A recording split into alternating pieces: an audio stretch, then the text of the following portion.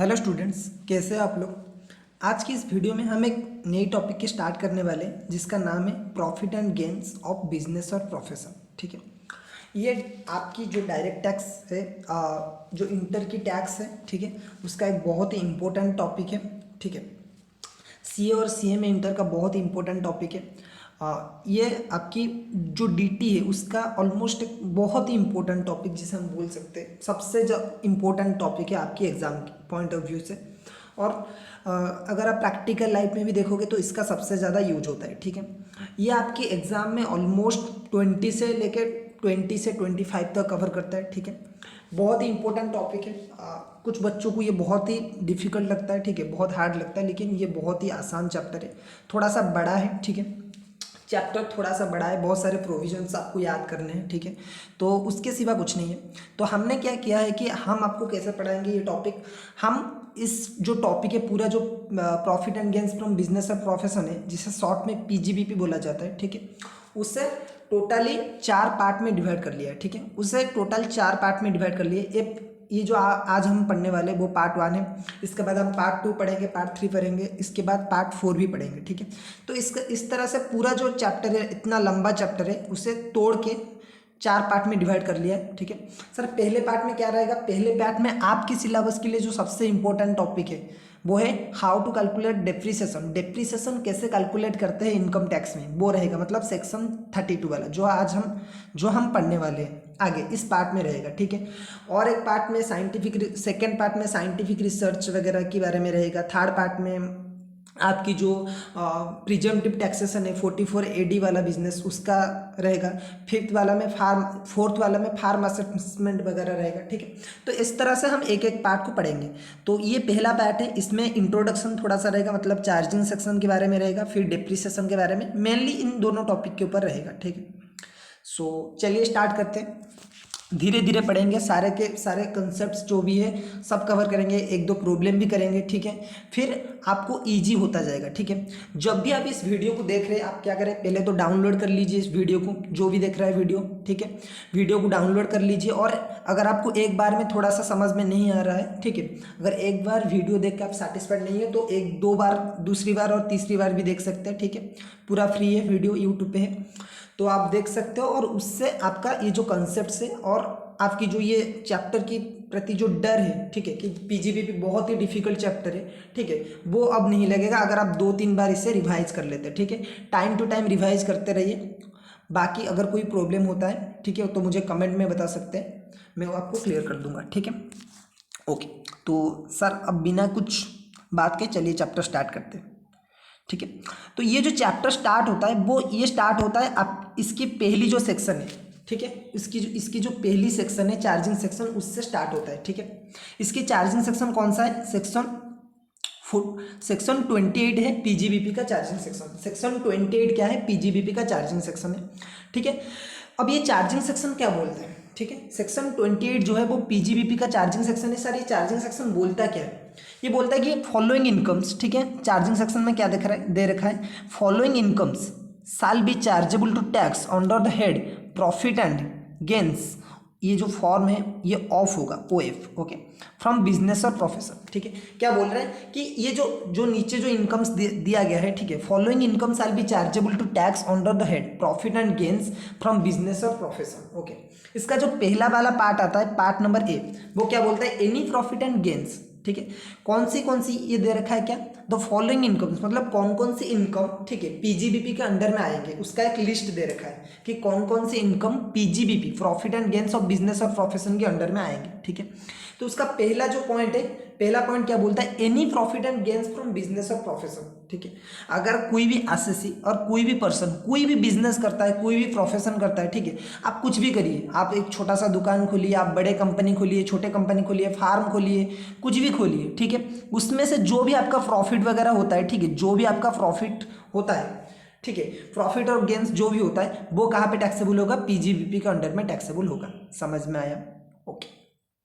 अब उसका दूसरी पार्ट क्या है, दूसरी पार्ट क्या है, any gift benefit perquisite arising due to business और प्रोफेशन। क्या बोलता है ये, सेकंड वाला पॉइंट बोलता है, पहला पॉइंट बोला कि अगर कोई इंसान कुछ भी बिजनेस और प्रोफेशन कैरी कर रहा है पहला पॉइंट क्या बोला, point number A, point number A बोलता है, ठीक है, कि अगर कोई भी इंसान कुछ भी बिजनेस कर रहा है, ठीक है, चाहे वो छोटा सा दुकान हो, ठीक है, या फिर कोई बड़ी कंपनी हो, ठीक है, या फिर फार्म हो, या फिर खुद का कुछ अलग से कर रहा है वो, ठीक है, कुछ प्रोफेशन है जैसे कि सीए सीएम है, खुद का फार्म है, चार्टर्ड फार्म है, ठीक है, वो सब कोई भी काम कर रहे हैं, ठीक है, उनमें उनका जो भी प्रॉफिट आ रहा है, उस इंसान का जो भी प्रॉफिट आ रहा है उसकी बिजनेस से और प्रोफेशन से, वो किस हेड के अंडर टैक्सेबल होगा, पीजीबीपी के अंडर टैक्सेबल होगा। ये बोलता है पहला पॉइंट, ठीक है, क्लियर है क्या।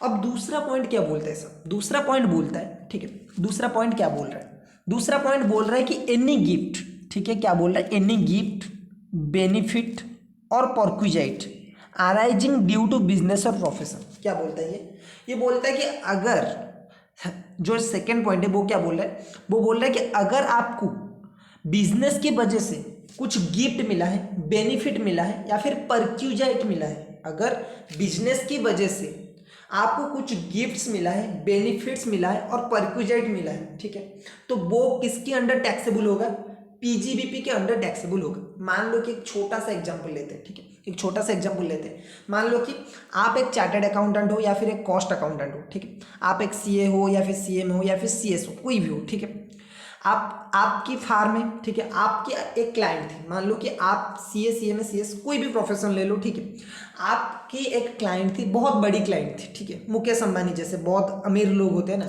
उनकी तरह एक क्लाइंट थी, ठीक है। अब क्या हुआ कि उस क्लाइंट का बहुत बड़ा लॉस हो रहा था, ठीक है, उस क्लाइंट का बहुत बड़ा लॉस हो रहा था, आपने अपना दिमाग लगा के, ठीक है, उस क्लाइंट का बहुत बड़ा लॉस हो रहा था।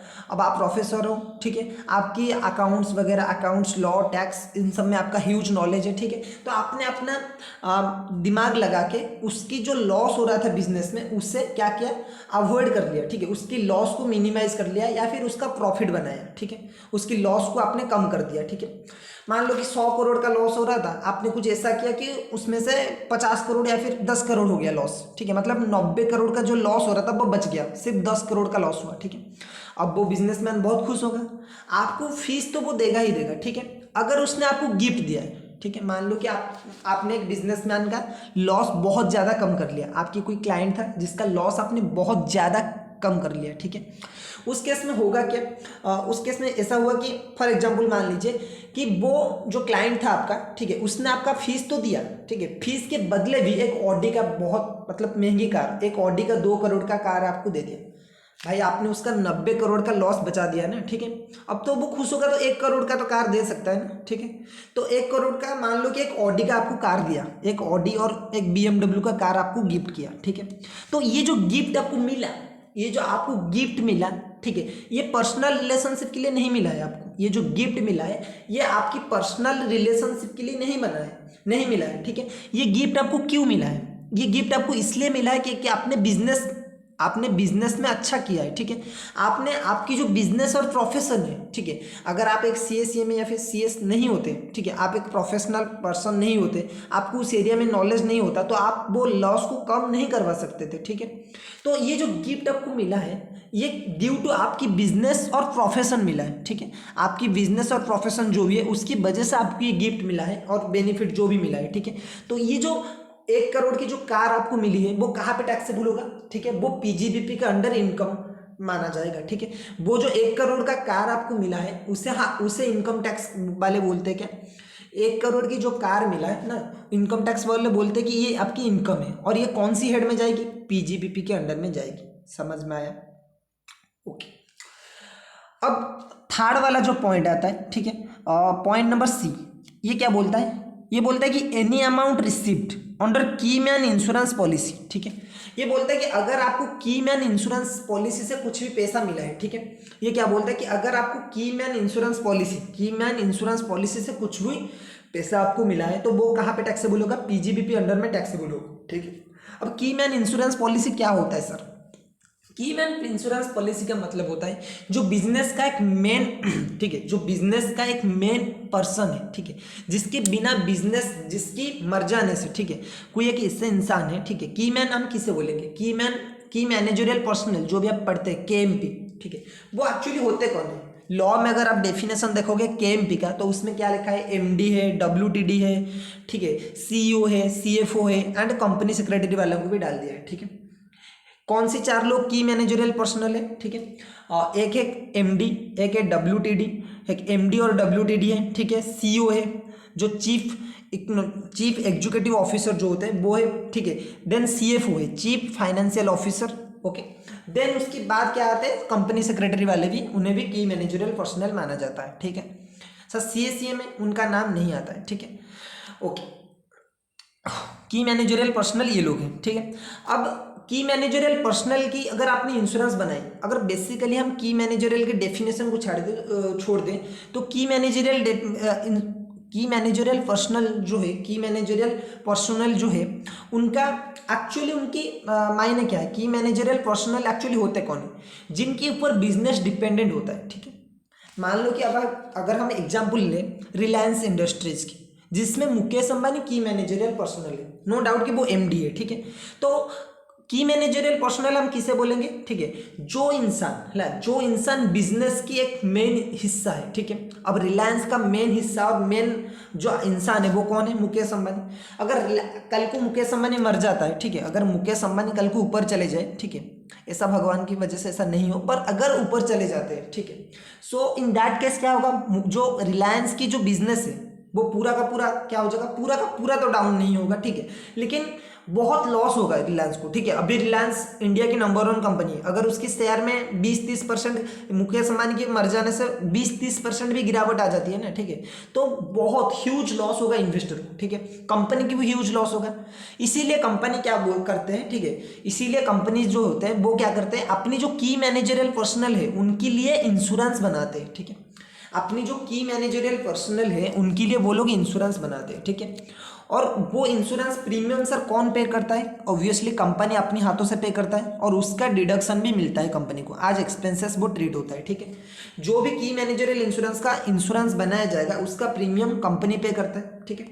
अब सर उसमें से अगर आपको कुछ रिवार्ड मिलता है, मतलब जो अगर आपको क्लेम इंश्योरेंस क्लेम मिलता है तो वो किसके पास जाता है, वो 3 लोगों के पास जा सकता है, ठीक है।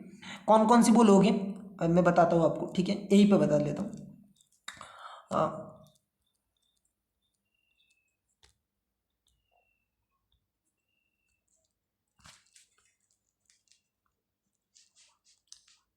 ठीक है, यहाँ पे मैं लिख रहा हूँ, ठीक है,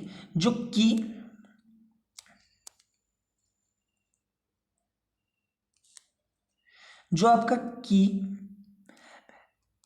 मैनेजरियल इंश्योरेंस पॉलिसी है, ठीक है, जो की मैनेजरियल इंश्योरेंस पॉलिसी है उसमें से अगर आपको इंश्योरेंस क्लेम मिलता है तो वो 3 लोगों के पास जाएगा।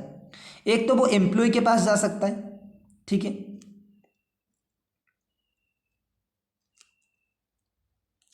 ठीक है, एक तो वो एम्प्लॉय के पास जा सकता है, ठीक है, एक तो वो कंपनी के पास जा सकता है, ठीक है, और वो लीगल हायर के पास जा सकता है, ठीक है। लीगल हायर को मैं यहाँ पे शॉर्ट में LH लिख रहा हूँ, ठीक है, लीगल हायर, इन तीनों के पास वो जा सकता है, ठीक है। अब अगर इन तीनों के पास जाता है तो ट्रीटमेंट सर अलग अलग होगा क्या, मतलब अगर जो भी की मैन इंश्योरेंस पॉलिसी होता है, ठीक है, उसका प्रीमियम कौन पे करता है, कंपनी पे करता है ऑब्वियसली, ठीक है, लेकिन उसमें से जो भी पैसा मिलता है आफ्टर द ड्यू डेट और आफ्टर अगर एम्प्लॉय का जो पॉलिसी का टर्म्स है और पॉलिसी का जो पीरियड है अगर वो ओवर हो जाता है, या फिर अगर कोई जिसके नाम पे पॉलिसी बनाई गई थी अगर वो मर जाता है, उससे कुछ हो जाता है, ठीक है, देन इन दैट केस आपको क्या मिलेगा, उसमें से कंपनसेशन मिलेगा। तो जो कंपनसेशन मिलेगा वो 3 लोगों को मिल सकता है, एक तो एम्प्लॉय को मिल सकता है, एक तो कंपनी को जा सकता है, और एक आपको किसको मिल सकता है, लीगल हायर को मिल सकता है, ठीक है। अगर जो एम्प्लॉय की मिलेगा ना वो किसके अंडर टैक्सेबल होगा सर, वो इनकम फ्रॉम सैलरी के अंडर टैक्सेबल होगा, ठीक है। जो एम्प्लॉय को मिलेगा वो किसके अंडर टैक्सेबल होगा, इनकम फ्रॉम सैलरी। सर जो लीगल हायर को मिलेगा, ठीक है, वो किसके अंडर टैक्सेबल होगा, इनकम फ्रॉम अदर सोर्सेस, ठीक है। अब जो लास्ट वाला है कंपनी, वो किसके अंडर से टैक्सेबल होगा, अगर कंपनी को मिलता है तो PGBP के अंडर टैक्सेबल होगा, PGBP, ठीक है। यहाँ पे कंपनी हो सकता है और एम्प्लॉयर भी हो सकता है, तीन लोगों को मिल सकता है, एक होता है एम्प्लॉय, एक होता है कंपनी मैंने लिखा है, बट एम्प्लॉयर भी हो सकता है, एम्प्लॉयर हो सकता है एंड लीगल हायर हो सकता है, ठीक है। इन तीनों को मिल सकता है। अगर एम्प्लॉय का आपका मिलता है तो वो इनकम फ्रॉम सैलरी की हेड में टैक्सेबल होगा, ठीक है, इनकम फ्रॉम सैलरी। अगर वो पीजीबीपी का अंडर, अगर वो कंपनी को मिलती है या फिर एम्प्लॉयर को मिलता है तो वो पीजीबीपी का अंडर टैक्सेबल होगा। अगर वो और किसी को मिलता है, लीगल हेयर को मिलता है तो आईएफएस में टैक्सेबल होगा। अगर हम मुकेश अंबानी के एग्जांपल लें, अगर मुकेश अंबानी की इंश्योरेंस बनाई थी रिलायंस कंपनी ने, सर प्रीमियम कौन पे करेगा? रिलायंस कंपनी पे करेगी, ठीक है। अब अगर उसमें से पैसा मिलता है, वो इंश्योरेंस से कुछ भी पैसा मिलता है, अगर वो मुकेश अंबानी को मिला तो किसके अंडर टैक्सेबल होगी? इनकम फ्रॉम सैलरी के अंडर में टैक्सेबल होगी। और किसके हाथ में से टैक्स लगेगी? एम्प्लॉय के हाथ में टैक्स लगेगी, मतलब मुकेश अंबानी के हाथ में, ठीक है। अब अगर वो उसकी फैमिली मेंबर को मिलता है, मतलब नीता अंबानी वगैरह को मिलता है, ठीक है, और उसकी जो बेटा है आकाश अंबानी, उसे मिलता है, तो वो किसके अंडर में टैक्सेबल होगी? इनकम फ्रॉम अदर सोर्सेस के अंडर में टैक्सेबल होगी, ठीक है। अगर वो कंपनी को मिलता है, मतलब रिलायंस कंपनी जो एम्प्लॉयर है उसको मिलता है, तो वो पीजीबीपी के अंडर टैक्सेबल होगी। समझ में आया? ओके सर, समझ में आ गया हमको। अब हम आगे बढ़ते हैं, ठीक है। अब 3 पॉइंट आपका हो गया, पहला वाला पॉइंट क्लियर है आपका, ठीक है। ये वाला पॉइंट आपका क्लियर हो चुका है, ये वाला पॉइंट आपका क्लियर हो चुका है, और ये वाला पॉइंट आपका क्लियर हो चुका है। पहला पॉइंट मैंने क्या बताया था कि अगर कोई इंसान कुछ भी बिजनेस प्रोफेशन कर रहा है तो उसमें कुछ भी इनकम हो रहा है, ठीक है, कोई भी बिजनेस कर रहा है उसमें से कुछ भी प्रॉफिट हुआ या फिर कुछ भी इनकम हुआ, ठीक है, तो वो किसके अंडर में टैक्सेबल होगा? पीजीबीपी के अंडर में, ठीक है। दूसरा पॉइंट मैंने क्या बताया था, अगर आपको कोई गिफ्ट बेनिफिट वगैरह मिलता है, ठीक है, ड्यू टू आपका बिजनेस और प्रोफेशन, तो वो भी क्या होगा? पीजीबीपी के अंडर में टैक्सेबल होगा। तीसरा पॉइंट क्या था कि अगर अमाउंट आपने रिसीव किया, मतलब एम्प्लॉयर ने रिसीव किया और कंपनी ने रिसीव किया अंडर की मैन इंश्योरेंस पॉलिसी, ठीक है, अगर की मैन इंश्योरेंस पॉलिसी के अंडर एम्प्लॉयर ने कुछ पैसा रिसीव किया है तो वो क्या होगा? कंपनी के अंडर, मतलब वो पीजीबीपी के अंडर में टैक्सेबल होगा। चौथा जो पॉइंट है ना, वो क्या है? चौथा पॉइंट क्या बोलता है? चौथा पॉइंट बोलता है कि any remuneration received by a partner, ठीक है, any remuneration received by a partner, okay, from the partnership firm by way of salary, commission, bonus, interest etcetera, ठीक है। क्या बोलता है कि अगर हमारी पार्टनर, अगर एक पार्टनर है और उसे पार्टनरशिप फार्म से कुछ भी रेम्यूनरेशन मिल रहा है, ठीक है, अगर एक पार्टनर है, ठीक है, अगर कोई एक पार्टनर है और उससे पार्टनरशिप फार्म से कुछ भी पेमेंट मिल रहा है bye way of salary, bye way of salary, ठीक है, कमीशन, बोनस, इंटरेस्ट वगैरह, ठीक है, तो वो सारा का सारा किसके अंडर टैक्सेबल होगा? पीजीबीपी के अंडर टैक्सेबल होगा। समझ में आया? अब पॉइंट नंबर ई देखो, पॉइंट नंबर ई क्या बोलता है, ठीक है, पॉइंट नंबर ई बोलता है कि एनी सम वेदर रिसिप्ट और रिसीवेबल, ठीक है, एनी सम वेदर रिसिप्ट और रिसीवेबल, ठीक है, एनी सम वेदर रिसिप्ट और receivable in cash or kind under an agreement for not carrying out, ठीक है। क्या बोलता है ये? एनी सम वेदर रिसिप्ट और receivable in cash or kind under an agreement for not carrying out any activity, not carrying out any activity in relation to any business or profession, or not sharing any know-how, ठीक है, not sharing any know-how, patent, copyright, trademark, licence, franchise, ठीक है। क्या बोलता है इसका मतलब? Sir ये जो पॉइंट है उसका मतलब अच्छे से समझा दीजिए, ठीक है, मैं समझा रहा हूँ आपको, ठीक है। क्या बोलता है कि अगर आपने कुछ भी पैसा रिसीव किया है, ठीक है, कोई भी काम नहीं करने के लिए in relation to any business और प्रोफेशन, मान लो कि आप में से कोई स्टूडेंट आता है, ठीक है, आप में से कोई स्टूडेंट आता है मेरे पास, ठीक है, जो मेरे से डीटी पढ़ा है, ठीक है, वो आता है और वो क्या बोलता है, ठीक है, कि सर मैं भी डीटी पढ़ाने वाला हूँ, मैं आपकी जो भी कोचिंग सेंटर है, ठीक है, आपकी कोचिंग सेंटर के पास में ही मैं डीटी पढ़ाने वाला हूँ, ठीक है, आप भी डीटी पढ़ाते हैं, मैं भी डीटी पढ़ाऊंगा, ठीक है।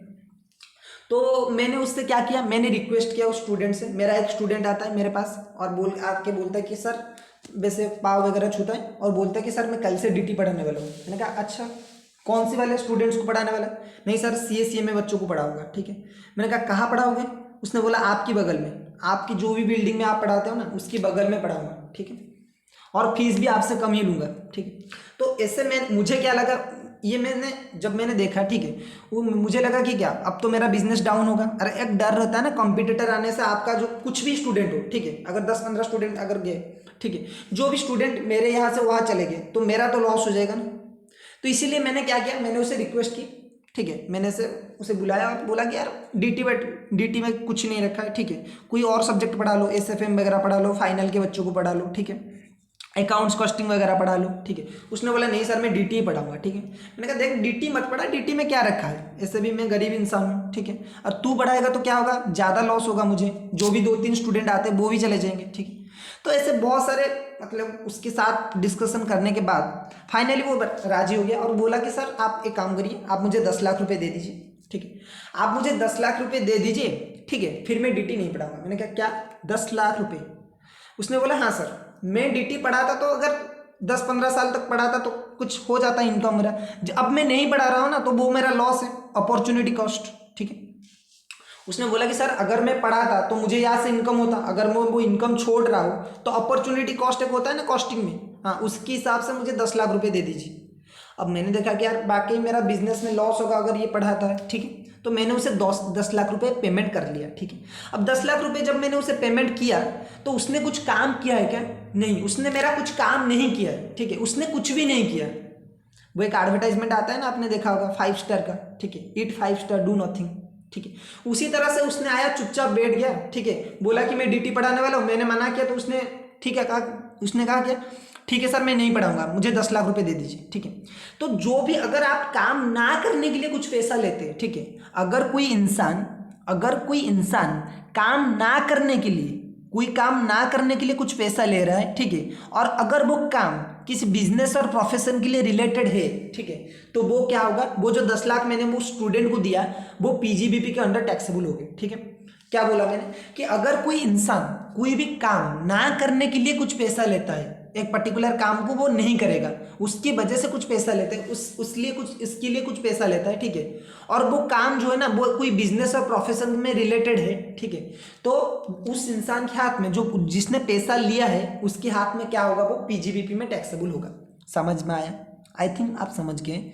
अब जो दूसरा उसका सब पॉइंट है वो देखते हैं कि नॉट शेयरिंग यानी know how patent copyright trademark licence वगैरह, ठीक है। इसका क्या है, अगर आप कोई नया इनोवेशन करते हैं, ठीक है, मान लो कि आपने एक ऐसा गाड़ी बनाया, ठीक है, ऐसा कार बनाया जो हवा में भी जा सकता है, ठीक है, जो उड़ सकता है, जो नीचे भी जा सकता है, जो पानी में भी चल सकता है, वो धूम वाला बाइक जैसा था उस तरह से, ठीक है। उस तरह से अगर आपने कोई बाइक और कार बनाई, ठीक है, उसका आपने पेटेंट रख लिया अपने पास, अब आपने वो बाइक बनाई थी, ठीक है, तो होंडा वाले आते हैं, ठीक है, आपके पास हीरो जो कार है, हीरो कंपनी वाले आपके पास आते हैं, बोलते कि वो जो टेक्निक है ना, वो जो नो हाउ और पेटेंट जो भी है वो आप हमें बेच दो, ठीक है। तो आपने बेच दिया, ठीक है, ये ले लो, और 50 लाख या फिर 2 करोड़ जो भी है, जितना 50 करोड़ रुपये आप दे दो उसे। आपको 50 करोड़ दे के होंडा वाले क्या करते हैं, वो लेके, वो तो आपने पेटेंट बेचा, ठीक है।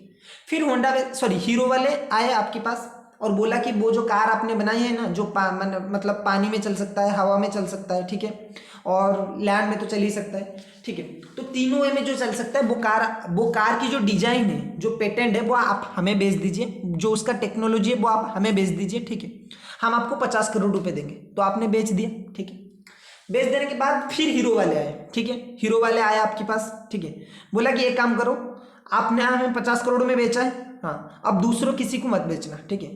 तो आपने कहा ऐसे कैसे नहीं बेचूंगा, ठीक है, मैंने इतना मेहनत से बनाया है, आपने 50 करोड़ ले लिया। अब होंडा वाले भी आएंगे तो उन्होंने वही बोला, ठीक है, उन्होंने क्या बोला कि हमारी जाने के बाद आपके पास होंडा वाले भी आएंगे, ठीक है, टीवीएस वाले भी आएंगे, तो आप एक काम करो, आप हमसे और 50 करोड़ रुपए लो, आप हमसे और 50 करोड़ रुपए लो, लेकिन अब आप ये जो टेक्नोलॉजी है वो किसी को नहीं बेचना, ठीक है। तो यहाँ पे आपने पैसा रिसीव किया, उसकी वजह क्या थी, नॉट शेयरिंग यानी नो हाउ, पेटेंट और कॉपीराइट। अगर इस तरह से जो इंटेंजिबल एसेट्स होते हैं उससे आप शेयर नहीं करते और उस वजह से आपको मतलब किसी के कहने पे आप ये शेयर नहीं कर रहे हैं, ठीक है, आप उसे होल्ड कर रहे हो और उसकी वजह से आपको कुछ पैसा मिल रहा है, ठीक है, तो वो भी आपकी क्या होगा, पीजीबीपी के अंडर में टैक्सेबल होगा, ठीक है। समझ में आया? ओके सर, समझ में आ गया हमको। अब इसका 2-3 एक्सेप्शन है, ठीक है, उसका 1-2 एक्सेप्शन है, वो क्या क्या है देख लेते हैं एक बार। ओके, उसका क्या एक्सेप्शन है, पहला एक्सेप्शन क्या बोलता है कि any sum received or receivable in cash or kind on account of transfer of यहाँ पे द होगा, ठीक है, transfer of the right to manufacturer, ठीक है, to manufacture, produce or process any article or thing or right to carry on any business और profession which is chargeable under that capital gain. क्या बोलता है ये बोलता है कि अगर कोई राइट्स और अगर कोई राइट्स, ठीक है, अगर कोई राइट्स आप ट्रांसफ़र करते हो, ठीक है, अगर कोई राइट्स वगैरह आप ट्रांसफ़र करते हो और जिसकी जो जो इनकम है वो कैपिटल गेन के अंदर आता है, ठीक है, अगर आप ऐसे कुछ राइट्स वगैरह ट्रांसफ़र करते हो, ठीक है, कोई चीज़ें को बनाने के लिए, मैन्युफैक्चर और प्रोड्यूस करने के लिए कोई आपका राइट्स है जो आप ट्रांसफ़र करते हो, ठीक है, और वो कैपिटल गेन में टैक्सेबल हो रहा है तो वो इस इनकम मतलब पीजीबीपी में टैक्सेबल नहीं होगा, ठीक है। सिंपल सी बात है ना, डबल टैक्सेशन थोड़ी ना करेंगे गवर्नमेंट, ठीक है, गवर्नमेंट डबल टैक्सेशन थोड़ी ना, दो बार आपसे टैक्स थोड़ी ना लेगा इनकम टैक्स वाले, ठीक है, इनकम टैक्स वाले दो बार आपकी दो हेड में आपको टैक्स लेंगे क्या? अगर कोई इनकम कैपिटल गेन में टैक्सेबल हो रहा है ना तो वो पीजीबीपी में टैक्सेबल नहीं होगा, सीधी सी बात है, ठीक है। अब जो दूसरा पॉइंट क्या बोलता है देख लो कि any amount received as a compensation for from the multilateral fund of the Montreal protocol or on the substance that deplete the ozone layer under United Nation Environment Programme in accordance with the terms of agreement enter into with government of India. क्या बोलता है ये कि अगर आप कोई compensation receive करते हो, ठीक है, अगर आप कोई कंपनसेशन रिसीव करते हो यूएनओ से, ठीक है, अगर आप कोई कंपनसेशन यूएनओ से रिसीव करते हो, ठीक है, जो आप मान लो कि कोई ऐसा है कि जो सब्सटेंशियल हार्मफुल प्रोडक्ट है वो आप छोड़ रहे थे, ठीक है, उससे आप ऑब्जर्व करके रख रहे हो, ठीक है, कोई अगर ऐसा सब्सटेंशियल हार्मफुल एलिमेंट है जो हमारी एनवायरनमेंट में जो ओजोन लेयर होता है ना, जो ओजोन लेयर होता है O3 वाले, ठीक है, ऑक्सीजन का जो O3 वाले लेयर होता है ना, अगर उससे जो हमारी जो सन की जो अल्ट्रा वायलेट जो लेयर है और जो रे है उसे जो ऑब्जर्व कर लेता है, उससे अगर नुकसान पहुंचाने वाली कोई भी चीज़ों को आप क्या कर रहे हो, ऑब्जर्व करके रख रहे हो अपने पास, ठीक है, उसे नहीं छोड़ रहे हो और उसकी वजह से आपको यूएनओ से जो यूनाइटेड नेशन है, ठीक है, यूनाइटेड नेशन है, उसकी वजह से आपको कुछ पैसा दे रहा है तो वो भी आपका क्या होगा, आपने यहाँ पे कुछ काम नहीं किया, एक पर्टिकुलर काम को करने से आपको रोका जा रहा है, ठीक है, आपको कंपनसेशन भी मिल रहा है लेकिन वो पीजीबीपी के अंडर में टैक्सेबल नहीं होगा। समझ में आया? अगर ओजोन लेयर को प्रोटेक्शन करने के लिए आप कोई काम नहीं कर रहे हो, मान लो कि आपकी ऐसे एक ऐसी फैक्ट्री थी जिससे ओजोन लेयर को क्या होता था कि मतलब हार्मफुल हो सकता था, तो यूएन ने कहा कि आप बंद करवा दीजिए, हम आपको क्या देंगे, कंपनसेशन देंगे। अगर ऐसा होता है, ठीक है, तो वो क्या होगा, उस हिसाब से अगर आपको कंपनसेशन रिसीव किया गया है, आपकी गवर्नमेंट आपने इंडिया गवर्नमेंट के साथ एग्रीमेंट बना के ऐसा कुछ किया है, ठीक है, तो आपको जो कंपनसेशन मिलता है वो पीजीबीपी के अंडर में टैक्सेबल नहीं होंगे। समझ में आया? ओके सर, समझ में आ गया। फिर आता है पॉइंट नंबर एफ, ठीक है, पॉइंट नंबर एफ क्या बोलता है देखो, पॉइंट नंबर एफ बोलता है conversion of stock in trade into capital asset, ठीक है, conversion of stock in trade into capital asset. अगर आपकी स्टॉक इन ट्रेड हमने आपकी अगर कोई स्टॉक इन ट्रेड है वो कैपिटल एसेट को आपकी जो स्टॉक इन ट्रेड है वो कैपिटल एसेट को कन्वर्ट हो जाता है। जब आप कैपिटल गेन पढ़े थे मुझसे, ठीक है, जब आप कैपिटल गेन पढ़ रहे थे, ठीक है, तब मैंने बताया था कि अगर आपकी capital asset stock in trade को कन्वर्ट होता है, ठीक है, आपकी कैपिटल एसेट अगर स्टॉक इन ट्रेड को कन्वर्ट हो जाता है, then in that case capital gain will arise, in the year in which transfer in which conversion took place. समझ में आए कि अगर आपकी कोई कैपिटल एसेट था, मैंने नेकलेस का एग्जांपल दिया था आपको, अगर आपने नेकलेस आपके घर में एक नेकलेस था, ठीक है, वो नेकलेस आप क्या करते हो, आपके घर में था, वो कैपिटल एसेट की तरह था, ठीक है, आपने ज्वेलरी का बिजनेस स्टार्ट किया तो वो जो आपके पास जो नेकलेस था वो आपने अपना शॉप पे ले लिया, ठीक है, तो वो क्या हो गया, कैपिटल एसेट से स्टॉक को कन्वर्ट हो गया। तो जिस दिन आपने वो मतलब अपने घर से दुकान को लिया था, ठीक है, जिस दिन आप घर से दुकान को लेते हो उस दिन उसे क्या मानेंगे, ट्रांसफर मानेंगे, ठीक है। जिस ईयर आप दुकान में उसे सेल करते हो, दुकान में जिस दिन आप सेल करते हो उसी साल कैपिटल गेन के अंडर टैक्स लगेगा, ठीक है। यहाँ पे उसका उल्टा है, यहाँ पे उल्टा है, क्या मतलब कि स्टॉक इन ट्रेड आपका कैपिटल एसेट में कन्वर्ट हो रहा है, ठीक है। आपकी दुकान में कोई एक मतलब ज्वेलरी था, ठीक है, अगर आपको अच्छी लगी आप घर में ले आए पर्सनल यूज के लिए, ठीक है, सॉरी, अगर आपकी दुकान में कोई ज्वेलरी वगैरह थी, आपकी ज्वेलरी शॉप में एक ज्वेलरी थी जो आपको बहुत अच्छी लगी, ठीक है, मान लो कि आपकी बीबी की एनिवर्सरी थी, ठीक है, आपकी मैरिज एनिवर्सरी थी, आपने कोई गिफ्ट नहीं लिया, ठीक है, तो देखा कि यार ज्वेलरी तो है, एक घर से दुकान से ही ले लेता हूँ, ठीक है, दुकान से एक ज्वेलरी आपने क्या किया, भाभी जी के लिए लिया, ठीक है, और उन्हें गिफ्ट कर लिया। तो यहाँ पे आपने किया क्या, अपना स्टॉक इन ट्रेड को कैपिटल एसेट में कन्वर्ट कर लिया। ठीक है, आपने क्या किया, आपकी जो स्टॉक इन ट्रेड है उसे कैपिटल एसेट में कन्वर्ट कर लिया। ठीक है, तो यहाँ पे वो जो इनकम होगा ना वो पीजीबीपी के अंडर में टैक्सेबल होगा। अगर stock in trade capital asset में कन्वर्ट होता है तो वो पीजीबीपी के अंडर में टैक्सेबल होगा। ठीक है, समझ में आया? ओके, देन आता है point number G. Point number G sir क्या बोलता है? पॉइंट नंबर जी बोलता है कि profit on sale of import licence. ठीक है, profit on sale of import licence और ड्यूटी एंटाइटलमेंट पासबुक। ठीक है, ये सर क्या होता है? ये गवर्नमेंट का एक लाइसेंस टाइप का होता है। ठीक है, जिसको दिखाकर आप इंपोर्ट कर सकते हो। ठीक है, इंपोर्ट लाइसेंस क्या होता है? गवर्नमेंट से आपको लाइसेंस लेना पड़ता है कि नहीं हम इतना इंपोर्ट कर सकते हैं फॉरेन से, जो भी आप अगर इंपोर्ट करना चाहते हो। मान लो कि आपका इंपोर्ट का बिजनेस है, इंपोर्ट एक्सपोर्ट का बिजनेस है। ठीक है, मान लो कि आपका इंपोर्ट एक्सपोर्ट का बिजनेस है, आप फॉरेन को गुड्स एक्सपोर्ट भी करते हो और फॉरेन से माल मंगाते हो इंडिया से। ठीक है, फॉरेन से आप इंपोर्ट भी कर रहे हो और फॉरेन को एक्सपोर्ट भी कर रहे हो। ठीक है, तो उसके लिए क्या होता है, गवर्नमेंट से लाइसेंस लेना पड़ता है। पोर्ट्स वगैरह में आपका मतलब डील करना पड़ता है। ठीक है, पोर्ट्स में आपको दिखाना पड़ता है कि नहीं हम हमारा इतना सामान लाइसेंस्ड है गवर्नमेंट से कि हम इतना इंपोर्ट कर सकते हैं। ठीक है, कस्टम ऑफिसर वगैरह को दिखाना पड़ता है। ठीक है, तो ऐसा ही है, अगर आपने इंपोर्ट लाइसेंस किसी को सेल किया है, अगर एक इंसान तभी इंपोर्ट कर सकता है इंडिया में जब उसके पास लाइसेंस हो। एक इंसान तभी क्या कर सकता है, इंपोर्ट कर सकता है जब इसके पास लाइसेंस हो। तो अगर आपके पास लाइसेंस है लेकिन आप उसे यूज नहीं कर रहे हो। ठीक है, अगर गवर्नमेंट ने आपको लाइसेंस दिया है कि आप इंपोर्ट कर सकते हो, मान लो कि 50 लाख या फिर 10 लाख या फिर 40 लाख, ठीक है सॉरी मतलब 50 करोड़ 100 करोड़ 200 करोड़ की जो चीज़ें हैं वो आप क्या कर सकते हो, फॉरेन से इंपोर्ट कर सकते हो, लेकिन आप वो यूज नहीं कर रहे हो। ठीक है, और वो लाइसेंस आपने क्या किया, किसी और को बेच दिया। ठीक है, मान लो कि आपके पास 100 करोड़ का एक लाइसेंस था। ठीक है, मान लो कि 100 करोड़ या फिर 200 करोड़ का एक लाइसेंस था, उसे आपने क्या किया, 10-15 लाख में किसी एक इंसान को बेच दिया। ठीक है, अब बेच दिया तो क्या होगा, क्या सर उसमें capital gain sorry PGBP applicable होगा क्या? यस, अगर आपने वो लाइसेंस सेल किया है किसी को और लाइसेंस को सेल करके आपको कुछ पैसा मिला है, जो भी पैसा मिला है वो किसके अंडर टैक्सेबल होगा, पीजीबीपी के अंडर टैक्सेबल होगा। समझ में आया? ठीक है सर। अब उसके बाद उसी तरह से अगर आपने ड्यूटी एंटाइटलमेंट पासबुक सेल किया है तो ड्यूटी एंटाइटलमेंट पासबुक सेल करने के बाद वजह से आपको जो भी पैसा आया तो वो क्या होगा, पीजीबीपी के अंडर टैक्सेबल होगा। ओके, देन लास्ट वाला जो पॉइंट आता है, जो एच वाला पॉइंट आता है वो क्या होता है, कैश कंपनसेटरी सपोर्ट और ड्यूटी ड्रॉबैक। ठीक है, क्या है वो, कैश कंपनसेटरी सपोर्ट, ठीक है, और ड्यूटी ड्रॉबैक। समझ में आया? क्या है वो, कैश कंपनसेटरी सपोर्ट और ड्यूटी ड्रॉबैक। अगर गवर्नमेंट आप क्या करते हैं, एक्सपोर्ट करते हो। ठीक है, अगर एक्सपोर्ट करते हो और गवर्नमेंट ने आपको कुछ कैश रिफंड कर लिया है। ठीक है, आप गवर्नमेंट आपको क्या बोल रहे हैं कि अगर आप एक्सपोर्ट करते हो तो हम आपको कैश में कुछ पैसा देंगे। ठीक है, हम आपकी डायरेक्ट बैंक अकाउंट में छोड़ देंगे पैसा।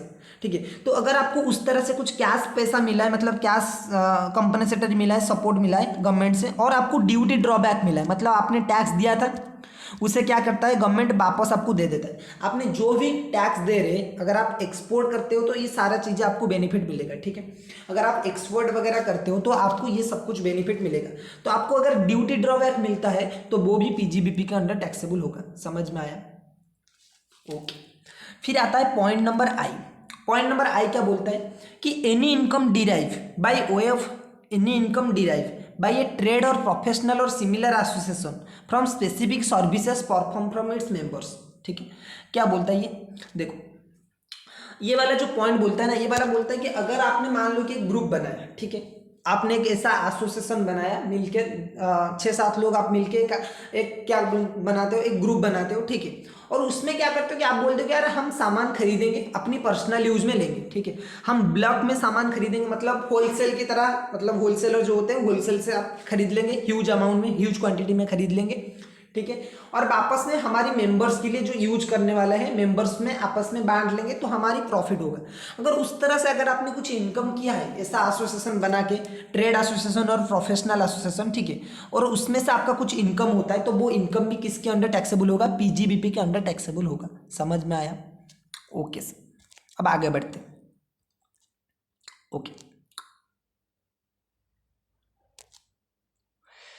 ठीक है, अब दूसरा जे नंबर पॉइंट देखते हैं। जे नंबर पॉइंट क्या बोलते हैं? ठीक है, जे नंबर पॉइंट क्या बोलता है, any compensation or other payment due to or received by any person, ठीक है, any compensation or any other payment due to or received by any person at or in connection with termination or modification of terms and condition of any contract relating to its business. क्या मतलब है इसका sir?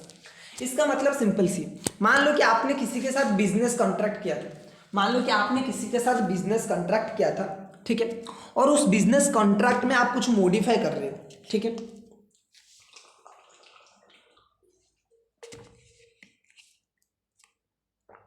ठीक है, मान लो कि आपने कोई कॉन्ट्रैक्ट किया था एक पर्टिकुलर बिजनेस, आप एक बिजनेसमैन हो, ठीक है, आपने अपने एक पार्टी के साथ, आपने किसी एक सप्लायर हो या फिर आपकी कस्टमर हो उसके साथ कॉन्ट्रैक्ट किया था और उसने कॉन्ट्रैक्ट क्या किया, मॉडिफाई कर दिया और कैंसिल कर दिया और आपने कंपनसेशन चार्ज किया, तो जो भी आपने कंपनसेशन चार्ज किया वो पीजीबीपी के अंडर लगेगा, ठीक है।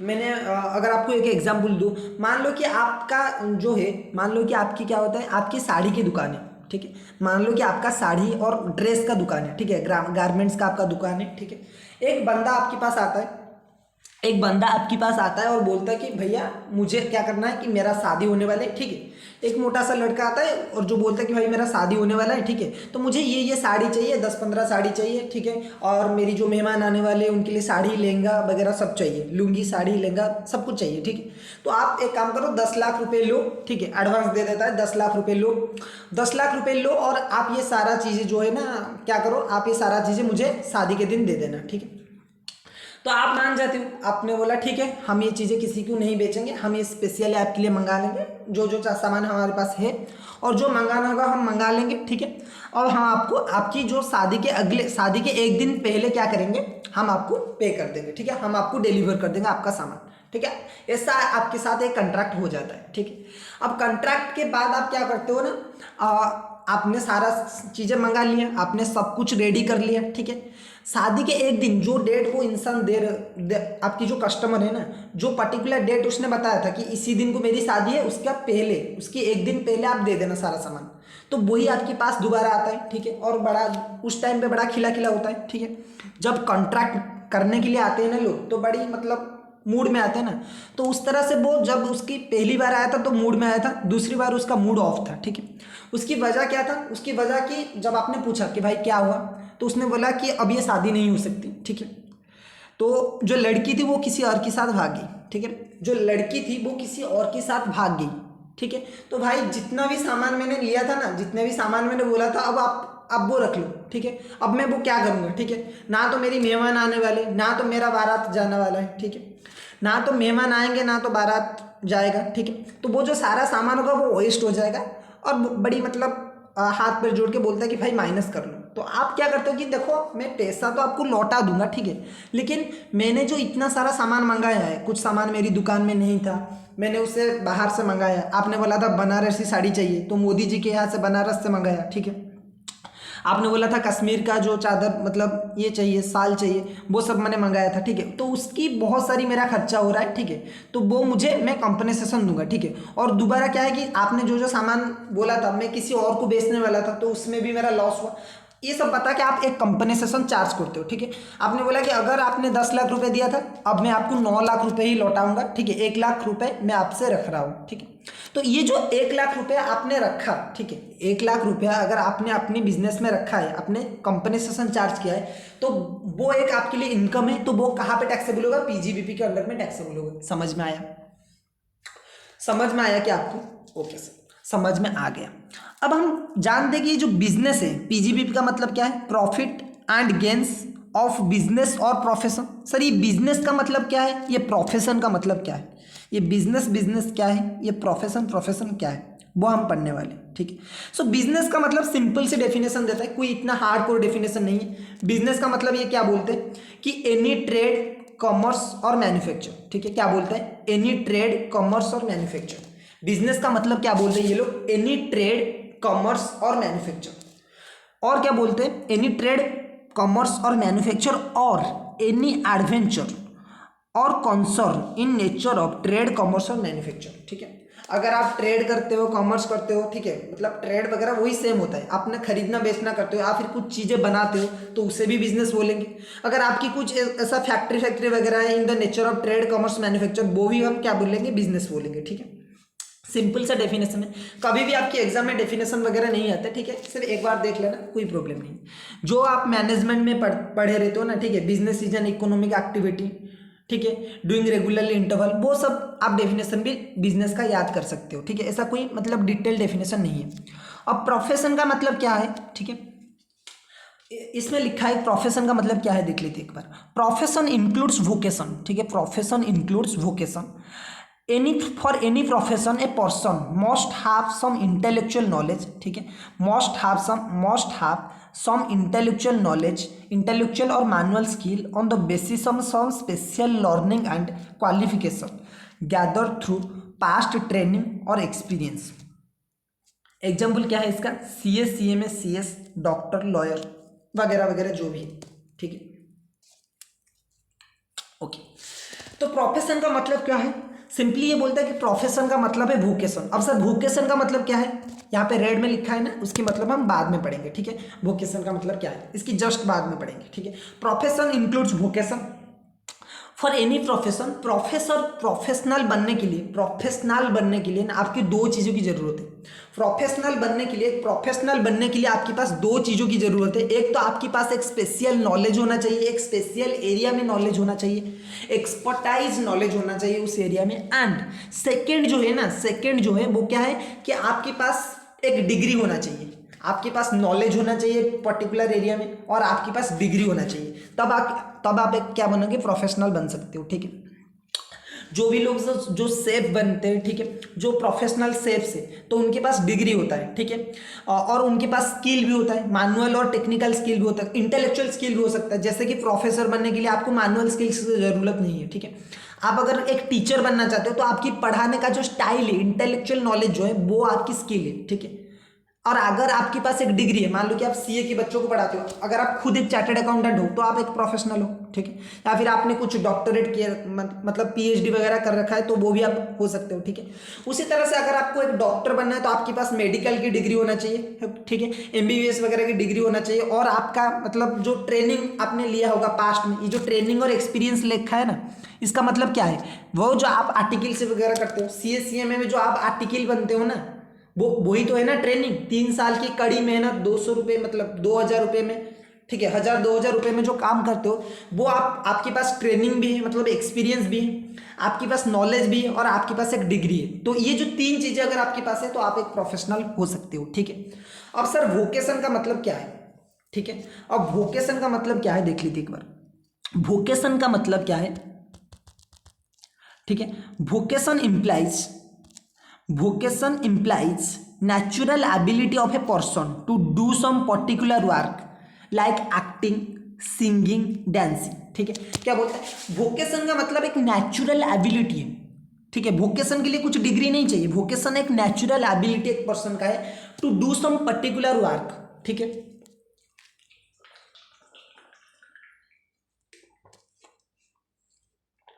ठीक है, वोकेशन का मतलब क्या है कि आप एक पर्टिकुलर काम कर रहे हो जिसमें आप एक्सपर्ट हो, जो आपकी नेचुरल एबिलिटी है। अरे शाहरुख खान थोड़ी ना, जब वो एक्टर बना, ठीक है, शाहरुख खान जब एक हीरो बना और जो एक्टर बना, उसके लिए उसने कुछ सर्टिफिकेट वगैरह लिया था क्या, कुछ सर्टिफिकेट की जरूरत नहीं है, ठीक है। शाहरुख खान की जैसा एक्टिंग हर कोई नहीं कर सकता, ठीक है, क्योंकि वो नेचुरल एबिलिटी है उसका, शाहरुख खान का वो नेचुरल एबिलिटी है, ठीक है। और उसके लिए कुछ डिग्री वगैरह नहीं चाहिए, ठीक है, आपके पास वो स्किल होना चाहिए, मतलब भगवान ने आपको वो गिफ्ट किया है, वो एबिलिटी आपको भगवान ने दिया है, ठीक है। अगर कोई एक पेंटर है, ठीक है, कोई अगर एक मूर्तिकार है जो मूर्ति बनाता है, ठीक है, पत्थरों से अच्छे अच्छे क्या है स्कल्पचर वगैरह बनाता है, या फिर कोई पेंटर है, तो वो उनकी नेचुरल एबिलिटी है, ठीक है। उसके बाद क्या होता है, तो vocation term different from hobby, ठीक है। वोकेशन और हॉबी एक होता है, ठीक है, दोनों में अंतर है। क्या सर अंतर है, वोकेशन और हॉबी में क्या सर अंतर है। वोकेशन और हॉबी दोनों अलग चीजें। वोकेशन का मतलब होता है, ठीक है, मैं एक एग्जांपल दूंगा आपको अच्छे से समझ में आ जाएगा। मान लो कि आप एक अच्छा सिंगर हो, ठीक है, आपको सिंगिंग करना अच्छा लगता है, या फिर आपको कुकिंग करना अच्छा लगता है, ठीक है, आपको खाना बनाना अच्छा लगता है, ठीक है। आपको खाना बनाना अच्छा लगता है तो ये आपकी क्या है, आपको खाना बनाना अच्छा लगता है, ये आपकी क्या है, हॉबी है। ठीक है, आप कभी कभी खाना बनाते हो, या फिर आप एक सिंगर हो। ठीक है, गाना अच्छा अच्छा आप गा सकते हो, थोड़ा थोड़ा बहुत अच्छा गा लेते हो आप सुर में। ठीक है, तो आपकी सुर है, आप अच्छे से गा लेते हो। ठीक है, लेकिन आप क्या हो, नॉर्मल सिंगर हो। ठीक है, घर में आप बैठते बैठे बैठे जो कुछ काम नहीं होता तो आप सिंगिंग कर लेते हो, ये आपकी हॉबी है। सर वोकेशन किससे बोला जाएगा, नेहा काकर की जो है। ठीक है, नेहा काकर जो है या फिर जो टोनी काकर है, उनकी जो गाना है वो लोग गाने से ही इनकम करते हैं और उसी में उनकी जो लाइवलीहुड है। ठीक है, उनकी जो जीवन है, मतलब उनकी जो इनकम है वो मेनली कहाँ से आता है, वोकेशन से, मतलब सिंगिंग करके आता है। ठीक है, तो वोकेशन का मतलब क्या है, vocation must have some earning feature. एक तो वोकेशन का मतलब है कि आपके पास एक नॉलेज होना चाहिए, आपके पास एक एबिलिटी होना चाहिए, नेचुरल एबिलिटी जो भगवान ने आपको दिया है, और वो उसमें से आप पैसे कमा रहे हो। ठीक है, ये जो टिकटॉक स्टार वगैरह होते हैं ना, प्यारी प्यारी दो आंखें बोल के, ठीक है, तो अगर उनमें से कुछ इनकम हो रहा है ना, यूट्यूबर वाला को जो इनकम हो रहा है, ये उनका वोकेशन है, ये उनका स्किल है, जो एक्टिंग छोटे मोटे मतलब डांस वगैरह कर लेते हैं, लिपसिंग वगैरह, ये उनका इनकम है, मतलब ये उनका वोकेशन है। क्यों, क्योंकि इसमें से वो इनकम भी कर रहे हैं। ठीक है, ओके, वोकेशन यहाँ पे इसीलिए लिखा है, vocation must have earning features. तो जो नेहा गाकर गाती है ना, वो वोकेशन है उसके लिए। ठीक है, अगर जो आप गाना गाते हो वो हॉबी है। ठीक है, having earning feature upon which the livelihood of a person depend. Okay, समझ में आया, ठीक है, समझ में आ गया।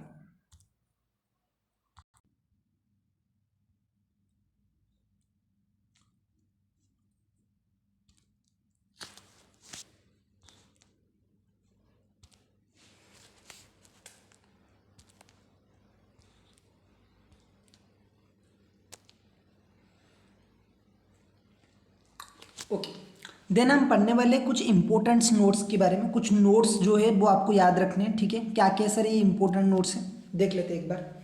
कि यहाँ पे बोलता है, पहला नोट क्या बोलता है, पहला पॉइंट बोलता है कि इनकम इंक्लूड्स नेगेटिव इनकम। ठीक है, इसका मतलब क्या है कि सर ये जो प्रॉफिट एंड गेन्स दे रखा है ना, इसका मतलब सिर्फ नहीं है कि प्रॉफिट हुआ तो पीजीबीपी में टैक्स होगा। ठीक है, ऐसा नहीं है कि प्रॉफिट हुआ तो सिर्फ टैक्स लगेगा। ठीक है, अगर आपको लॉस भी होता है ना, जो आपको दे रखा है पीजीबीपी का, जो फुल फॉर्म दे रखा है प्रॉफिट एंड, जो टॉपिक का जो हेड है, मतलब जो हेड का जो नाम है वो क्या है, profit and gains of business और प्रोफेशन। तो यहाँ तो सर लॉस की बात हुई नहीं, ऐसा नहीं है। जो प्रॉफिट एंड गेन्स है वो नेगेटिव भी होगा और पॉजिटिव भी होगा, मतलब लॉस भी कंसीडर किया जाएगा इनकम में। ठीक है, और जो गेन है वो भी कंसीडर किया जाएगा। ओके, दूसरा वाला पॉइंट क्या बोलता है कि anticipated or potential profit or loss which may or may not arise in future are not consider for deriving income. क्या मतलब है उसका, मतलब ऐसा कोई इनकम जो अभी तक अर्न नहीं हुआ है। ठीक है, एंटिसिपेटेड मतलब समझ रहे हो ना, आपने एस्टिमेट किया है कि फ्यूचर में ये इनकम आपका आएगा, अभी तक वो इनकम हुआ नहीं, अभी तक वो इनकम अर्न नहीं हुआ है। ठीक है, लेकिन आपने एंटिसिपेट किया है कि ये फ्यूचर में होगा, आपको पता है कि फ्यूचर में ये इनकम होगा, फिर भी आप उसे कंसिडर नहीं करोगे। ठीक है,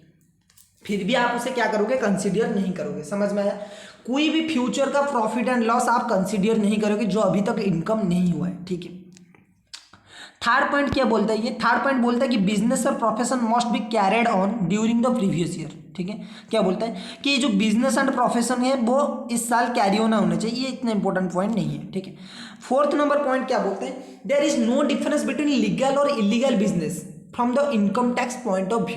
सिंपल वाला क्या बोलता है, ये बोलता है कि ये जो इनकम टैक्स में ना लीगल इलीगल की कुछ बात नहीं है। ठीक है, इनकम टैक्स में लीगल इलीगल की कुछ बात नहीं है, अगर आप टैक्स दे रहे हो ना तो सब लीगल है। ठीक है, अब इलीगल बिजनेस कोई चोरी चकारी कर रहे हो, ठीक है, उसमें से भी आप टैक्स दो तो इनकम टैक्स वाला कहेंगे अच्छे बच्चे हो आप। ठीक है, वो पुलिस वाले देखेंगे। ठीक है, अलग चीज जो है ना, जो इनकम टैक्स वाले कुछ नहीं पकड़ेंगे आपको। ठीक है, जब तक आप इनकम टैक्स वाले को टैक्स दे रहे हो ना तो लीगल इलीगल सब राइट है। ठीक है, there is no difference between there is no difference between legal और इलीगल बिजनेस। समझ में आया कि लीगल और illegal, there is no difference between legal और इलीगल बिजनेस है। ठीक है, तो लीगल बिजनेस भी चलेगा, इलीगल भी चलेगा, सब चलेगा। ठीक है, अगर आप टैक्स दे रहे हो तो, अगर आपने टैक्स नहीं दिया है तो आप इलीगल हो इनकम टैक्स की पॉइंट ऑफ व्यू से। ठीक है, बाकी तो जो नॉर्मल लॉ है, जनरल लॉ है, सिविल कोड है, ठीक है, सिविल एक्ट जो भी है उसके अंदर आपको जेल वगैरह हो सकती है। ठीक है, तो legal business income is also taxable, illegal business income is also taxable under the head PGBP. समझ में आया कि इलीगल बिजनेस भी क्या होगा, इलीगल बिजनेस जो है ठीक है, वो भी उसकी भी इनकम क्या होगा, पीजीबीपी के अंडर टैक्सेबल होगा। ठीक है, अब पॉइंट नंबर 5 क्या बोलता है, पॉइंट नंबर 5 बोलता है कि normal business and speculative business treated as separate. ठीक है, क्या बोलते हैं कि normal business and speculative business treated as separate. Normal business and speculative business, ठीक है, normal business and speculative business को हम सेपरेट ट्रीट करेंगे। सर ये स्पेकुलेटिव बिजनेस क्या लिखा है, ठीक है, नीचे दिया हुआ है उसका डेफिनेशन। ठीक है, स्पेकुलेटिव बिजनेस का मतलब क्या है वो नीचे दे रखा है। ठीक है, तो normal business and speculative business दोनों को अलग अलग ट्रीट करेंगे। ठीक है, नॉर्मल बिजनेस का जो प्रॉफिट एंड लॉस है वो अलग ट्रीट करेंगे, सेपरेट ट्रीट करेंगे, एंड जो स्पेकुलेटिव बिजनेस वगैरह उनकी भी जो चीजें वो उनकी जो प्रॉफिट एंड लॉस है उससे भी हम सेपरेट ट्रीट करेंगे। समझ में आया सर? ओके सर, समझ में आ गया। ओके, अब आगे बढ़ते हैं। ठीक है, सो स्पेकुलेटिव बिजनेस में क्या दे रखा है देखिए एक बार। स्पेकुलेटिव बिजनेस का मतलब क्या होता है? स्पेकुलेटिव बिजनेस का मतलब होता है देखिए, it means a transaction. Speculative business का मतलब क्या होता है? It means a transaction in which contract for purchase or sale of the commodity, contract for purchase or sale of commodity, it means a transaction, it means a transaction in which contract for purchase or sale of commodity including stock and shares is periodically or ultimately settled otherwise than by actual delivery or transfer of the commodity or scripts। ठीक है, इसका मतलब क्या होता है देखिए एक बार। इसका मतलब बोलता है कि स्पेकुलेटिव बिजनेस का मतलब क्या होता है, जहां पे फिजिकली कुछ डिलीवरी नहीं होता है। ठीक है, जहां पे एक्चुअली डिलीवरी नहीं होता है कभी भी। ठीक है, मतलब ऑनलाइन में आपने किया, ठीक है, आपने ट्रांजैक्शन एंटर किया, ट्रांजैक्शन आप क्या करोगे, आपने ऑनलाइन जो भी करोगे ना, ठीक है, वो एक्चुअली में कुछ नहीं होगा, मतलब फिजिकली वगैरह में कुछ नहीं होगा। इसका सिंपल सा एग्जाम्पल है इंट्राडे। जब आप शेयर मार्केट में कुछ भी इन्वेस्टमेंट करते हो तो दो तरीके के ऑप्शन रहते हैं आपके पास। वो फ्यूचर ऑप्शन वाले एक होता है, ठीक है, डेरिवेटिव जिसे क्या कहा जाता है, ठीक है, और एक होता है इंट्राडे और एक होता है डिलीवरी। डिलीवरी और इंट्राडे सर क्या होता है? शेयर मार्केट में जब आप कोई कंपनी का शेयर खरीदते हो तो आपके पास ऑप्शन है, एक तो आप उसे लाइफ टाइम तक खरीद सकते हो। ठीक है, मतलब आज खरीदा, आपकी मन जब भी करे, ठीक है, आपकी मरने के बाद आपके बच्चे भी उसे सेल कर सकते हैं। ठीक है, ऐसा कोई लिमिट नहीं है, जब तक वो कंपनी है तब तक वो शेयर्स आपके पास रहेगा। ठीक है, वो होता है डिलीवरी वाला ऑप्शन। और इंट्राडे वाला ऑप्शन क्या होता है? आज ही किसी कंपनी का शेयर खरीदा, ठीक है, 9 बजे, मतलब जब भी शेयर मार्केट ओपन होता है 9:15, ठीक है, 9:15 को खरीदा और 3:30 को बेच दिया। ठीक है, उसे बोलते हैं इंट्राडे, मतलब आज खरीदो आज बेचो। ठीक है, तो उस टाइम में क्या होता है कि शेयर्स कभी आपके अकाउंट में आता ही नहीं है, आपकी डीमैट अकाउंट में भी वो नहीं आता है। ठीक है, शेयर्स आपकी डीमैट अकाउंट में भी नहीं आता है। ठीक है, उसी दिन आपने खरीदा, ठीक है, उसी दिन आपको शो करेगा कि कितना प्रॉफिट कितना लॉस हुआ है। उसी दिन आप शेयर को कैंसिल भी कर सकते हो, आप पहले सेल कर सकते हो, बाद में बाय भी कर सकते हो। ठीक है, जो एक्चुअली चीजें यहाँ पे नहीं होता है। ठीक है, यहाँ पे सिर्फ ट्रांजेक्शन्स, मतलब ऑफलाइन जो जिसे बोलते हैं ना कि मतलब पेपर पेन की जो कैलकुलेशन होता है उस तरह से होता है। ठीक है, तो उसे बोलते हैं स्पेकुलेटिव बिजनेस। तो नॉर्मल बिजनेस को आप अलग ट्रीट करोगे, स्पेकुलेटिव बिजनेस को आप अलग ट्रीट करोगे। ठीक है, अब सर पहला सेक्शन खत्म हो गया क्या? सर पहला सेक्शन खत्म हो गया क्या? यस, पहला सेक्शन यहाँ पे खत्म हो जाता है। ठीक है, अब हम बात करते हैं दूसरी सेक्शन की। ठीक है, दूसरा सेक्शन आपका क्या बोलता है? सेक्शन 29। सेक्शन 29 आपका बोलता है कि how to compute income under the head PGBP. Section 29 आपका क्या बोलता है? How to compute income under the head PGBP. Section 29 आपका बोलता है how to compute income under the head PGBP. ठीक है, PGBP are computed in accordance, क्या बोलता है ये सेक्शन देखिए एक बार। PGBP are computed in accordance with provisions contended in section 30 to 43D। क्या बोलता है कि सेक्शन 30 to सेक्शन 43D तक आप फॉलो करिए। ठीक है, जो भी आप अगर इन चीजों को फॉलो करेंगे ना तो आपका पीजीबीपी आ जाएगा। ठीक है, सेक्शन 30 to 43 फॉलो करिए, सॉरी सेक्शन 30 to 43 फॉलो करिए, सेक्शन 30 to 43 फॉलो करिए। ठीक है, सेक्शन 30 to 43 फॉलो करिए, जो भी आपका आएगा वो आपका पीजीबीपी होगा, income under the head PGBP. ठीक है, तो बहुत बड़ा सेक्शन है ये, मतलब एक ही लाइन में सब कुछ काम हो गया। ठीक है, अब दोबारा हम आगे चलते हैं। ठीक है, जो नेक्स्ट सेक्शन है वो हम पढ़ने वाले, उसका नाम क्या है? ठीक है, रेंट रेट। यहां से हमने पढ़ा था ना कि आप 30 से 43 तक फॉलो करिए, तो अब हम 30 से लेके पढ़ेंगे 43 सेक्शन तक, मतलब जो भी लास्ट तक सेक्शन है वहां तक पढ़ेंगे। ठीक है, सो यहाँ पे आएगा कितना? सेक्शन 30। पहला जो सेक्शन है वो सेक्शन 30 है। ठीक है, पहला क्या बोलता है सेक्शन 30? क्या बोलता है देखिए, rent rate taxes repair and insurance for building. ठीक है, क्या बोलता है ये? Rent rate taxes repair and insurance for building, ठीक है। Rent rate taxes, repair and insurance, rent rate taxes, rent rates taxes, repair and insurance for building, ठीक है। Rent rate taxes, repair and insurance for building. अगर ये क्या बोलता है कि अगर आपने ये खर्चा किया है, मतलब आपने रेंट पे किया है, आपने टैक्सेस दिया है। सर रेट्स क्या होता है? फॉरेन की जो लोकल टैक्सेस होते हैं ना, मतलब फॉरेन लोकल अथॉरिटी को अगर आप कुछ टैक्सेस वगैरह पे करते हो तो उसे रेट्स बोला जाता है, ठीक है। तो रेंट रेट टैक्सेस, अगर आपने टैक्सेस पे किया है, आपने रिपेयर कुछ किया है और आपने इंश्योरेंस प्रीमियम वगैरह पे किया है फॉर बिल्डिंग, ओके, देन ये सारा एक्सपेंसेस जो है वो आपको अलाउड हो जाएगा, मतलब पीएल में आप उसे एक्सपेंसेस ट्रीट कर सकते हो, ठीक है। यही बोलता है ये सेक्शन। अब इसका प्रोविजन क्या किया हम पढ़ते आगे जब, ठीक है। तो रेंट रेट्स क्या बोलता है ये? Rent rates taxes repair and insurance for building used for business are allowed under this section if following conditions are satisfied, ठीक है। क्या बोलता है ये बोलता है कि अगर आपने रेंट पे किया है, टैक्सेस पे किया है, रिपेयर किया है, ठीक है, और इंश्योरेंस वगैरह किया है, अगर इंश्योरेंस वगैरह किया है तो वो सब कुछ अलाउड हो जाएगा, ठीक है। अगर ये कंडीशंस जो है ना, ये अगर जो 5 कंडीशंस है, ये जो 5 कंडीशंस है, अगर आपने फॉलो कर लिया तो वो सब कुछ अलाउड हो जाएगा, ठीक है। अब कंडीशंस क्या क्या है? बहुत ही सिंपल सा कंडीशन, ठीक है। पहला कंडीशन क्या है देख लीजिए एक बार। Building must be used for own business और प्रोफेशन, ठीक है। क्या बोलता है ये बोलता है कि बिजनेस बिल्डिंग, ठीक है, ये क्या बोलता है कि building must be used for own business और प्रोफेशन, ठीक है। बिल्डिंग जो है ना वो आपकी बिजनेस और प्रोफेशन के लिए आ सकता है, ठीक है, मतलब सॉरी, बिल्डिंग जो है वो आपकी बिजनेस और प्रोफेशन में यूज होना चाहिए, ठीक है। जो बिल्डिंग है उसकी जो एक्सपेंसेस है, उसकी जो खर्चे है, मतलब रेंट वगैरह वो सब अलाउड होगा, लेकिन बिजनेस में वो बिल्डिंग यूज होना चाहिए, ठीक है।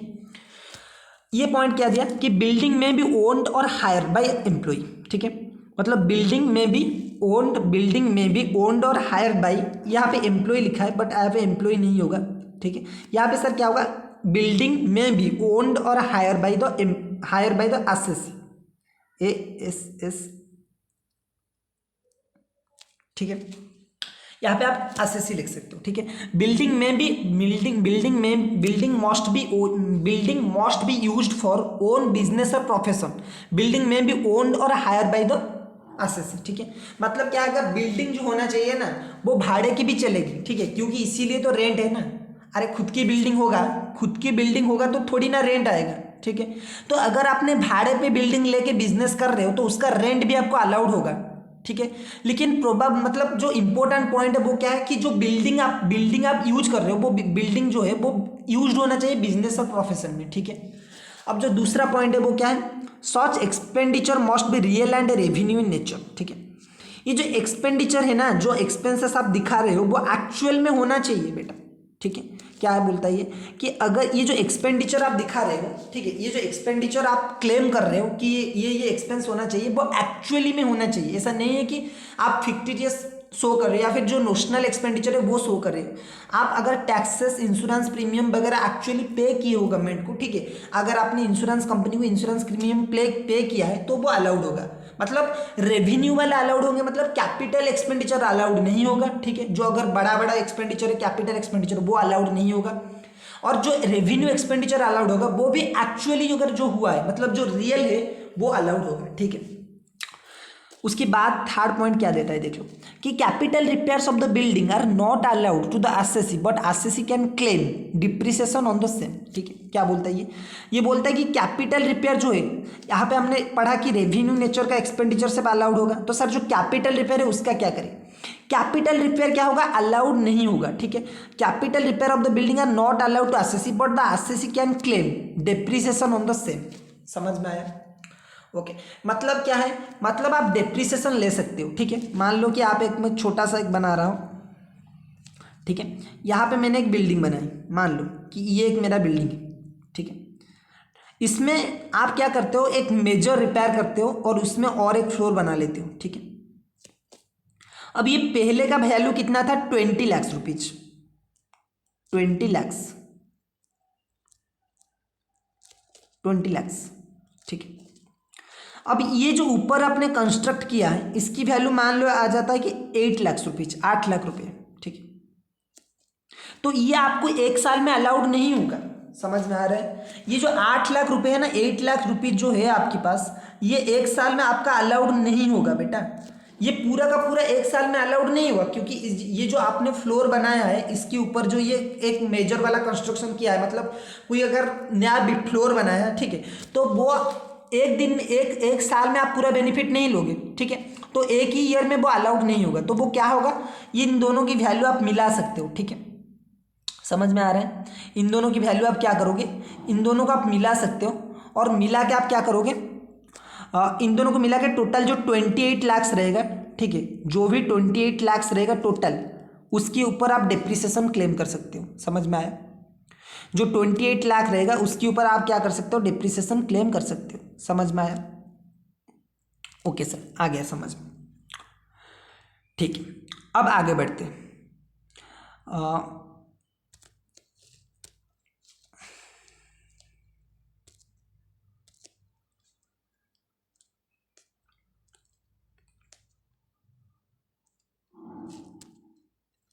कहाँ तक हमने पढ़ा था? पहला पॉइंट हमने कवर कर लिया था, सेकंड भी कवर कर लिया था, थर्ड भी कवर कर लिया था। अब फोर्थ वाला पॉइंट क्या बोलता है, rate and taxes are deductible on cash basis. Rate and taxes are deductible on cash basis. क्या बोलता है ये बोलता है कि रेट एंड टैक्सेस जो भी है वो क्या होगा, कैश बेसिस पे अलाउड होगा। जो रेट्स एंड टैक्सेस है, जो रेट्स एंड टैक्सेस है वो क्या होगा, कैश बेसिस है, मतलब जितना आपने एक्चुअली पे किया है उस हिसाब से अलाउड होगा, ठीक है। उसके बाद 5th नंबर पॉइंट क्या बोलता है, देखिए कि rent paid by the proprietorship firm to the proprietor is disallowed. Rent paid by the proprietorship firm to the proprietor is disallowed, ठीक है। मान लो कि आप प्रोप्राइटर और प्रोप्राइटरशिप फार्म क्या होता है, वो एक ही इंसान होते हैं, उनका कुछ सेपरेट लीगल एंटिटी तो नहीं होता है ना, ठीक है। अरे प्रोप्राइटरशिप किसे बोला जाता है, मान लो कि आपने एक दुकान खोला, ठीक है, तो उसका नाम आपने रख देते हो कि प्रोप्राइटरशिप, ठीक है, ठीक है, उसे एक प्रोप्राइटरशिप फार्म आपने बना लिया, ठीक है। एक आप दुकान खोल लेते हो, ठीक है, मान लो कि मिठाई का हो, इलेक्ट्रॉनिक्स का, कोई भी दुकान आप खोल लेते हो, ठीक है, आप उसके मालिक हो और उस दुकान को आप एक सेपरेट नाम से रजिस्टर कर लेते हो, प्रोप्राइटरशिप बिजनेस बुलाते हो, ठीक है। अब अगर जो ओनर है उसका, ठीक है, मतलब जो प्रोप्राइटर है वो अगर क्या करता है कि दुकान से रेंट चार्ज कर रहा है, जो घर लिया है वो प्रोप्राइटर का है, मतलब मालिक का है, ठीक है। अब वो उसकी रेंट वो क्या कर रहा है, प्रोप्राइटरशिप में लिख रहा है कि रेंट पेड टू प्रोप्राइटर, मतलब खुद को ही रेंट पे कर रहा है, तो वो इनकम टैक्स वालों ने कहा कि अलाउड नहीं होगा, ठीक है। अगर आप प्रोप्राइटरशिप फार्म प्रोप्राइटर को कोई भी लोन देता है तो वो अलाउड, मतलब लोन बोल रहा हूँ क्या, रेंट देता है, ठीक है। आप उसकी बिल्डिंग यूज कर रहे हो, खुद की बिल्डिंग वो यूज कर रहा है, ठीक है। अब वो बोल रहा है कि मैं बिजनेस के लिए यूज कर रहा हूँ, तो बिजनेस मुझे रेंट दे रहा है, तो वो रेंट अलाउड नहीं होगा, ठीक है। बिजनेस के लिए वो रेंट एक्सपेंसेस के हिसाब से अलाउड नहीं होगा, ठीक है। लेकिन मान लो कि 3 पार्टनर है, ABCD बोल के, ठीक है, ABC ऐसे बोल के 3 पार्टनर है, ठीक है। उनमें से एक क्या करता है, एक को रेंट मिलता है, एक ने घर दे रखा है और उसे रेंट मिलता है, तो यहाँ पे ये जो रेंट है ना, ये पार्टनरशिप फार्म को अलाउड होगा, ठीक है। इसीलिए यहाँ दे रखा है कि but rent paid by the firm to its partner for using his premises is allowed as expenditure, ठीक है। क्योंकि AB यहाँ पे 3 लोग हैं, इनकी सेपरेट लीगल एंटिटी है, ठीक है। तो अगर ए को कुछ भी रेंट मिलता है, ठीक है, तो वो क्या हो जाएगा, अलाउड हो जाएगा, ठीक है। ओके सर, सेक्शन 30 खत्म हो गया, ठीक है। अब हम दोबारा दूसरा सेक्शन पढ़ेंगे जो है सेक्शन 31, और आज की जो क्लास है, ये जो वीडियो है यहाँ पे पॉज हो जाएगा, मतलब आज की क्लास यहीं पे ओवर हो जाएगा, ठीक है। जो सेकंड क्लास होगा उसमें हम क्या पढ़ेंगे, डेप्रिसिएशन के बारे में पढ़ेंगे, ठीक है, जो कि बहुत इंपॉर्टेंट है आपके एग्जाम के लिए। तो पहला जो क्लास होगा वो इतने में ही ओवर हो जाएगा। सेक्शन आज हमने 4 सेक्शन पढ़ा, सेक्शन 29 पढ़ा, सॉरी 28 पढ़ा, 29 कोई नहीं है, ठीक है, मतलब 3 मेजर सेक्शन पढ़े, 28, 30, 31, ठीक है। अब सेक्शन 31 क्या बोलता है वो हम एक बार देख लेते हैं, ठीक है, फिर हम क्लास ऑफ करेंगे। ओके, सेक्शन 38 क्या बोलता है, repair and insurance of machinery plant and furniture, ठीक है। क्या बोलता है कि अगर आपने रिपेयर किया है और इंश्योरेंस किया है, ठीक है, किसका, मशीनरी का, प्लांट का और फर्नीचर का। ऊपर वाला सेक्शन सर क्या था, आपने रेंट दिया था, अगर कोई रेंट एक्सपेंसेस है, टैक्सेस है, तो सर टैक्सेस इसमें क्यों नहीं है, सॉरी टैक्सेस सर इस सेक्शन में टैक्स क्यों नहीं है, ठीक है। इस सेक्शन में इसीलिए बेटा टैक्स नहीं है क्योंकि जो टैक्सेस था ना ऊपर रेट एंड टैक्सेस, वो नॉर्मली क्या था, म्युनिसिपैलिटी टैक्सेस। वो बिल्डिंग के जो बिल्डिंग की बिल्डिंग अगर एसेट हुआ ना, एसेट अगर बिल्डिंग हुआ तभी आएगा जो तभी म्युनिसिपैलिटी टैक्सेस वगैरह आएगा। लेकिन मशीनरी में तो लगातार आपको टैक्सेस नहीं देना पड़ेगा ना, ठीक है। एक बार आपने मशीनरी परचेस किया, दोबारा तो आपको किसी को टैक्स देने की जरूरत नहीं है। तो उसमें मेजरली क्या आएगा, रिपेयर आएगा एंड इंश्योरेंस आएगा। सर रेंट भी तो आ सकता है ना, हाँ आएगा, बट इस सेक्शन में नहीं आएगा, ठीक है।